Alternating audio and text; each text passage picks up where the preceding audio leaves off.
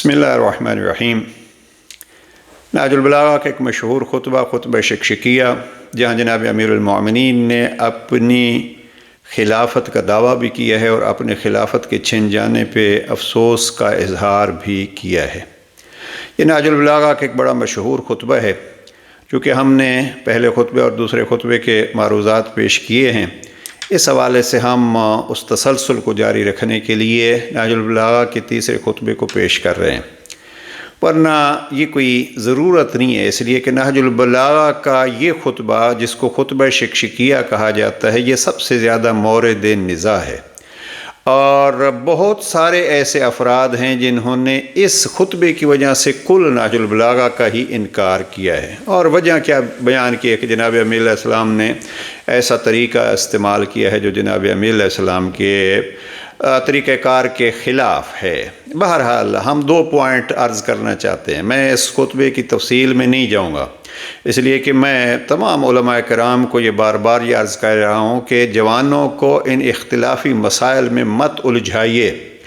अब हम नहजुल बलागा की जब भी बात करते हैं, मसलन आज मैं एक जवान के देख रहा था, वो फरमाते हैं जी फ़लाँ ने कहा कि नहजुल बलागा कोई हकीकत नहीं है। अज़ीज़न, नहजुल बलागा मसलन जनाब डॉक्टर ताहिरुल कादरी साहब का एक तवील दर्स तसव्वुफ़ के उन्वान से मौजूद है। 2 घंटे और कोई 9 मिनट का उनका दर्स है, जिसमें उन्होंने एतिकाफ़ के दौरान नहजुल बलागा के 8 कलिमात की शरह बयान की है। और वहाँ तफसील से उन्होंने बयान किया है कि नहजुल बलागा का 95%, बल्कि फरमाते हैं कि अगर कहूँ 98% तो भी कह सकता हूँ, अहले सुन्नत किताबों में मौजूद है। और उन्होंने बहुत सारी किताबों का हवाला दिया है।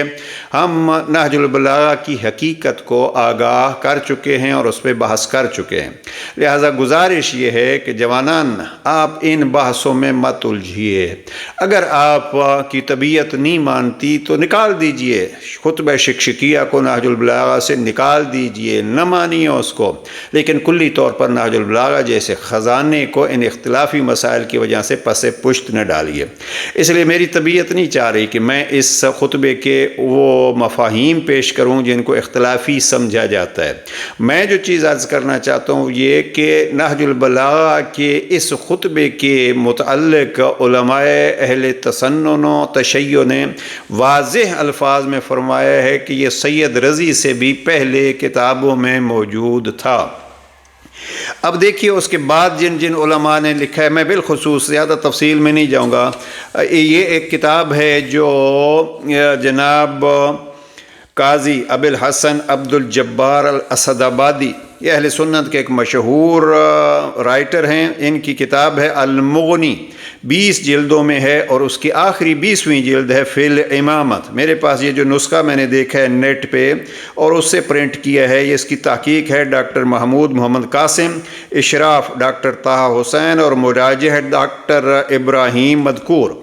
अब इसमें आप देखिए कि इसका सफ़ा नंबर 295 आप देखिए और 296 तो इमामत की बहस में मसलन यहाँ इन्होंने सफ़ा 295 में वाज़े तौर पर इस खुतबा शिक्षकिया के अल्फाज नकल किए हैं। वल्लाहि का लक़द तकम्मसहा फुलानुन और व इन्नहु लयअलमु अन्न महल्ली मिनहा महल्लुल कुतुब मिनर रिहा।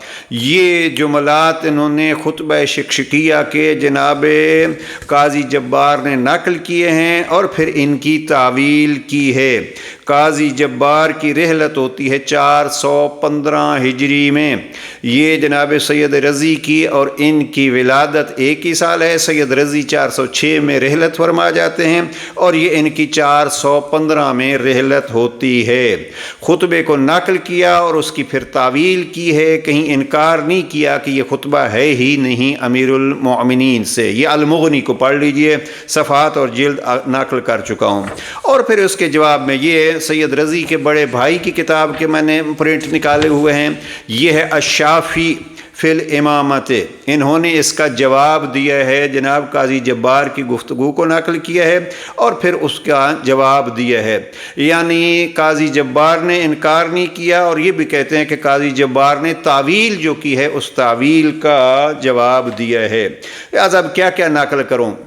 خطبہ شکشکیہ پہ دیکھیے، یہاں اس کتاب میں یہ نہج البلاغہ پہ ہونے والے 8 اعتراضات کے جوابات ہیں، اور اس کے جناب کا فاضل شہیر سید سبط الحسن ہنسوی منہاج نہج البلاغہ، اس کو اگر دیکھیے نیٹ پہ موجود ہے، میرے پاس جو ہے اس کا صفحہ 193 ہے۔ خطبہ شکشکیہ کو محققین اہل سنت قبول کرتے ہیں، انہوں نے ایک تفصیل نقل کی ہے۔ اب ہم پھر اس میں جو ہیں وہ چلے جائیں اور روز وہی بات، میں جوانوں سے یہی کہوں گا، اپنے آپ کو مت الجھائیے اور مت اپنا وقت ضائع کیجیے ان مناظرانہ گفتگو میں۔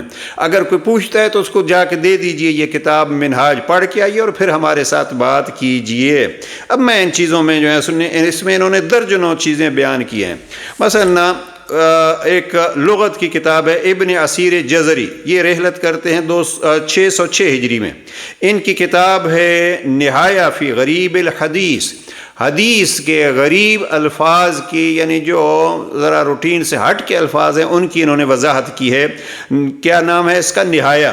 نہایہ میں خطبہ شکشکیہ کے 15 الفاظ کو انہوں نے پیش کیا ہے اور اس کی پھر وضاحت کی ہے۔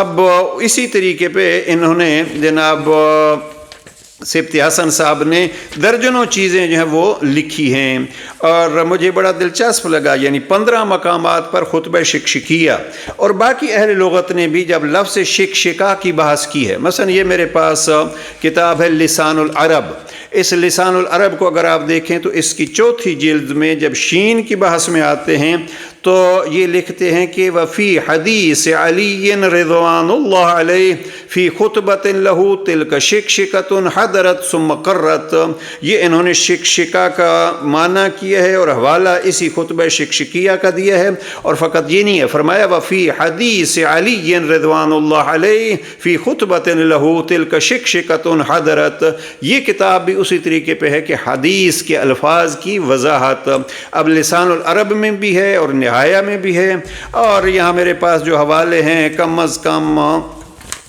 میرے سامنے جو حوالے میں نے رکھے ہوئے ہیں 27 کتابوں کے حوالے ہیں کہ یہ خطبہ شکشکیہ جناب مثلا صاحب منتہی العرب تحریر کرتے ہیں خطبہ شکشکیہ علویس منصوب علی کرم اللہ وجہہ، مفتی مصر نے اس کو تسلیم کیا اور اس کا حاشیہ لکھا ہے محمد محی الدین عبد الحمید، انہوں نے جامع ازہر والوں نے اس کا حاشیہ لکھا ہے، اور درجنوں بہرحال اس کے حوالے یہاں بھی موجود ہیں کہ یہ خطبہ شکشکیہ جو ہیں وہ جس کو پڑھنا ہے وہ اس میں یہ حوالے جناب نکن صاحب کی اس کتاب میں بھی موجود ہیں۔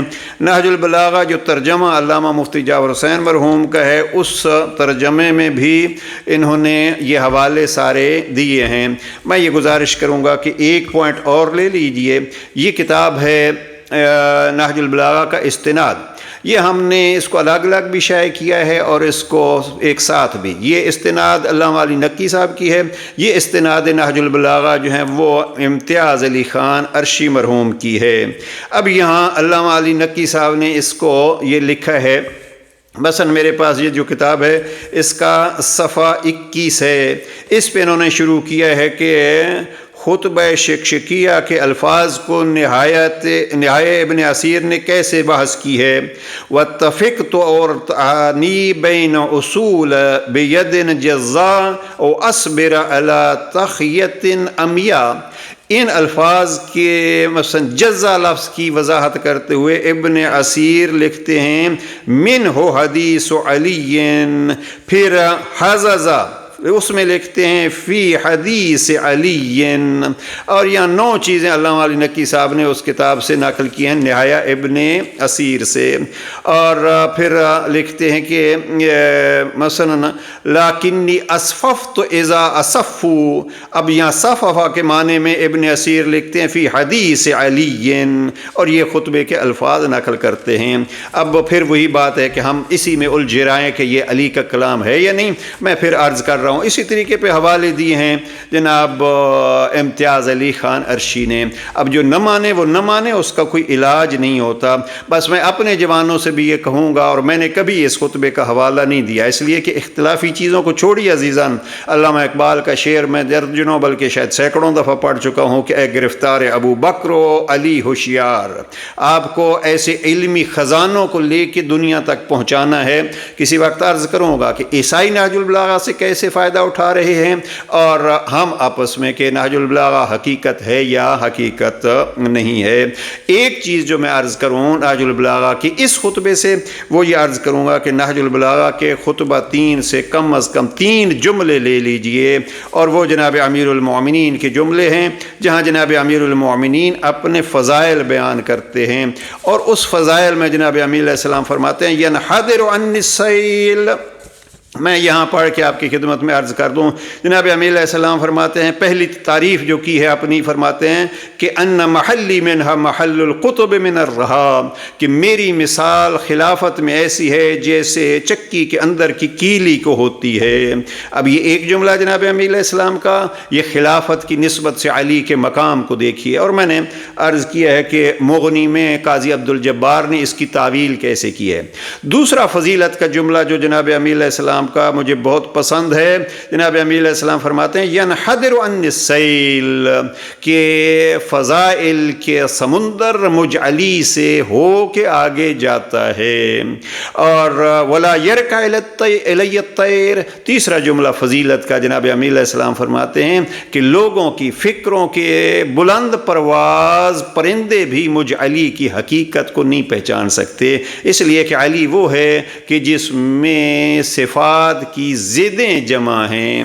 اب اس خطبے کو اسی حد تک لیجئے، لہٰذا اگر نہیں لینا تو اور کچھ نہیں لیجئے، علی علیہ السلام کے ان 3 جملوں کو لے لیجئے۔ پہلا جملہ بھی اگر برداشت نہ ہو تو چھوڑ دیجئے، 2 جملے لے لیجئے، اور یہ نہج البلاغہ کے دوسرے مقامات پر بھی موجود ہیں۔ علی فرماتے ہیں ینحدر عن السیل ولا یرکع الی الطیر، مجھ علی کو ہر کوئی پہچان ہی نہیں سکتا، لہٰذا اللہ کی کتاب سے علی کو پہچانیے، مصطفیٰ کی زبان سے پہچانیے۔ نہج البلاغہ کو اگر طبیعت نہیں مانتی تو نہ مانیے، لیکن کم از کم علی کا انکار نہ کیجیے۔ پروردگار ہمیں ان حقائق کو جاننے کی توفیق نصیب فرمائے۔ والسلام علیکم ورحمۃ اللہ وبرکاتہ۔